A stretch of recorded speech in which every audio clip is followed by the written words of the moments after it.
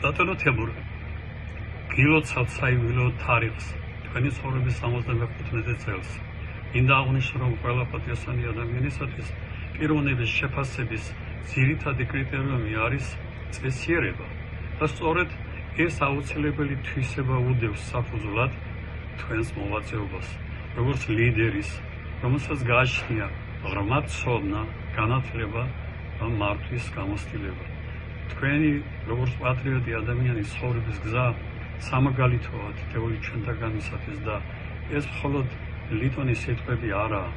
ამიტომ მე როგორც სოხუმელი კაცი იმ ფაქტს ვერც ვერ აუვლი, როცა აფხაზეთში 93 წლის სექტემბერში საჭირო გახდა თქვენი ქუთაისიდან სოხუმში ჩაფრენა.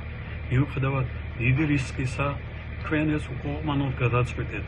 მაშინ, როცა წინა დღით აფხაზი ბოევიკების მიერ აეროპორტის ტერიტორიაზე ჩამოგდებული იყო სამგზავრო თვითმფრინავი, სადაც ყველა მგზავრი ცოცხლად ჩაიწვა.